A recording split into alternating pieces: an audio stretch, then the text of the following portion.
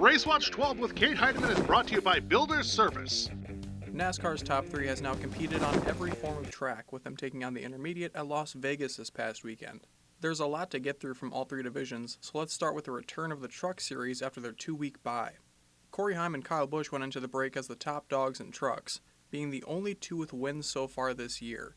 But this year marked the first time Kyle Busch did not start in the spring Vegas truck race since it became a regular addition to the schedule all the way back in 2018, making Corey Heim the guy to beat on Friday. At the beginning of this race, you wouldn't have thought of Heim as a threat, starting mid-pack in 16th. Instead, Tyler Ankrum and Corey Day led the field to green.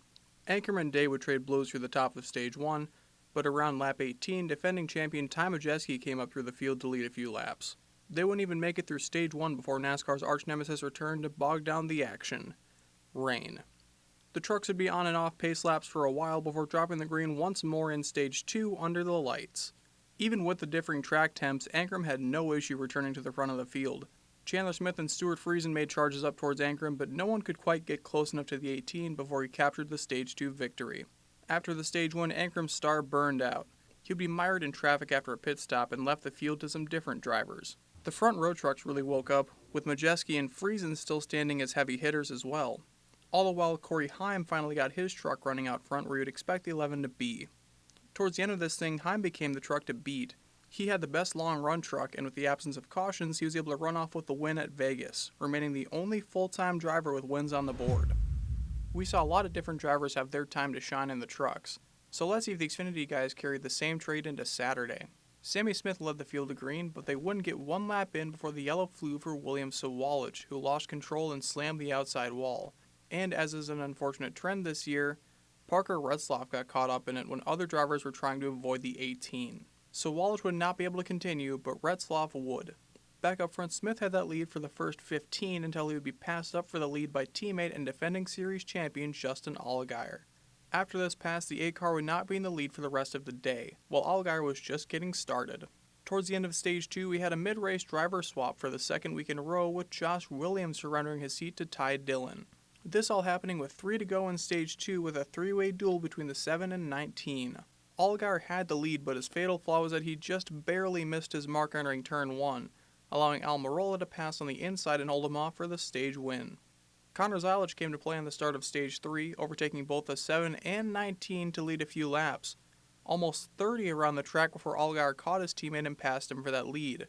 Zilic would fall one more spot to Almirola, which once more sets us up for a battle between the race's heaviest hitters. Even despite the high lap count, the race ran entirely green and Allgaier didn't miss his marks, holding off Almirola and winning his first race of the season, meaning the defending champion will get a chance to go back-to-back in 2025.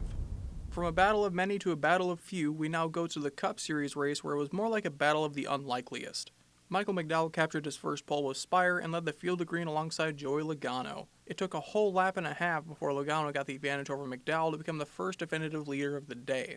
First incident-related caution we get would happen right in the middle of green flag pit stops for Chase Briscoe, who loses his rear left tire. This will result in penalties outside of this race. The not to be outdone, teammate Denny Hamlin would be penalized for speeding and would have to fall back to the rear.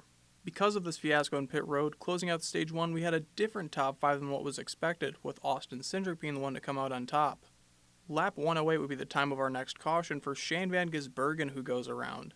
This, while not notable in itself, would cause maybe the most interesting pit cycle of the night.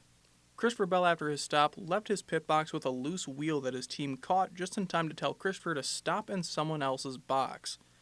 Bell promptly made a second stop at teammate Chase Briscoe's pit box, where thankfully the message was relayed and the wheel was tightened. While yes, this would be an in-race penalty, it's better than if the wheel came off, as that would have had out-of-race penalties, whereas this incident does not.